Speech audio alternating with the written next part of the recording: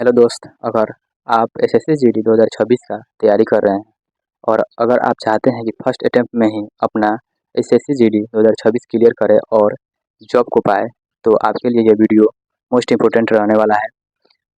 तो चलिए, इस वीडियो में हम बताएंगे कि अगर आप 170 हाइट है तो आपको क्या करना है, उतना ही पे रहने देना है कि कुछ हाइट भी बढ़ाना है, और वेट कैसे नापते हैं, आप कैसे तैयारी करके फर्स्ट अटेम्प्ट में ही एग्ज़ाम को क्लियर कर पाएंगे, ये सारी स्ट्रेटजी इस वीडियो में बताने वाले हैं।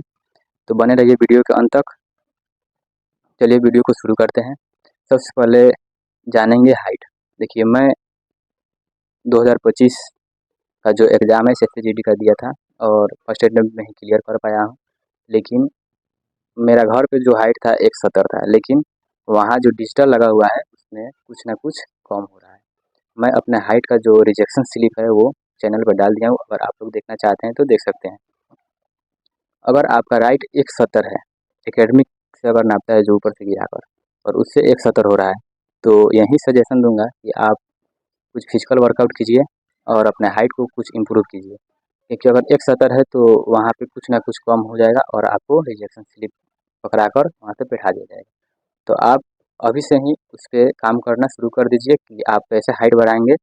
कम से कम 171 के करीब अगर आपका हाइट है तो समझिए कि आपको रिजेक्शन नहीं मिलेगा। अगर 170 है तो वहाँ पे कुछ ना कुछ कम हो ही जा रहा है। तो हाइट का ये बहुत बड़ा डाउट था। अगर आप घर पे फीता से नापे हैं तो समझिए कि अगर घर पे 172 फीता से नापे हैं तब भी वहाँ पे कम हो जाएगा। तो जो एकेडमिक है वहाँ पे नपवाइए और 171 के करीब तक अपना हाइट को वहाँ पे रखिए, तब जाके आप हाइट में नहीं छाटेंगे। फिजिकल में कुछ नहीं है, 24 मिनट में 5 किलोमीटर रनिंग करना है, वो निकल जाता है, उसमें कोई बड़ी बात नहीं है। और हाइट का ही है, अगर जिसका हाइट नहीं है वो इसमें रिजेक्ट हो जा रहे हैं, क्योंकि डिजिटल है, इसमें वो लोग कुछ नहीं सुन रहे हैं। तो हाइट पे आप लोग विशेष ध्यान दीजिए अगर 2026 का तैयारी कर रहे हैं। और वेट का फिजिकल में कोई मायने नहीं रखता है, उसके लिए आपको मेडिकल में कुछ है गाइडलाइन, तो मेडिकल के लिए उसका ज़रूरत है अभी। उस पर उतना आप लोग फोकस मत कीजिए कि वेट मेरा ज़्यादा है या कम है। अब रहा स्टडी प्लान का, तो स्टडी देखिए इसमें 4 विषय होता है: मैथ, रीजनिंग और जीके जीएस, और एक होता है हिंदी या इंग्लिश। तो हिंदी या इंग्लिश जिसको पता रहता है वो हमेशा अपना लेगा, इंग्लिश जिसका स्ट्रांग होगा या फिर हिंदी स्ट्रांग होगा वो अपना ले लेता है।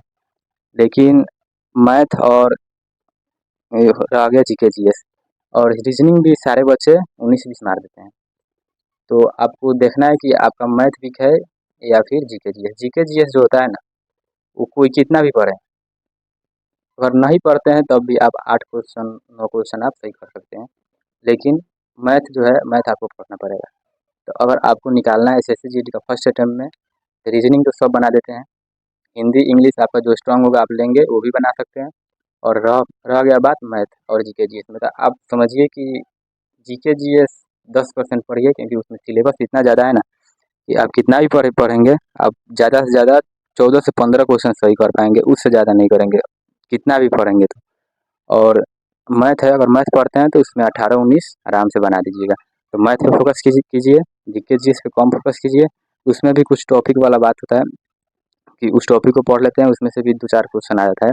करंट अफेयर लास्ट में देख लीजिएगा और मैथ पे ज़्यादा फोकस कीजिए, रीजनिंग हो जाएगा और हिंदी हो जाएगा। इस तरह से अगर आप एक मेंटेलिटी बनाकर पढ़ते हैं तो आप एक फर्स्ट ही बार में एसएससी जीडी का जो एग्ज़ाम है उसको क्लियर कर पाएंगे।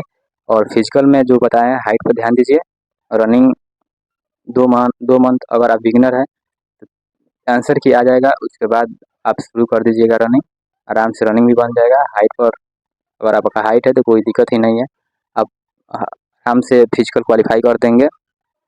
और उसके बाद मेडिकल फिट है तभी आप इसमें आ भी रहे हैं। तो इस सारी बातों पर ध्यान देकर अगर आप 2026 को टारगेट करते हैं तो आराम से आपका सिलेक्शन होगा, इसमें कोई डाउट नहीं है। चलिए, आज की वीडियो में इतनी इन्फॉर्मेशन है। जय हिंद, जय भारत।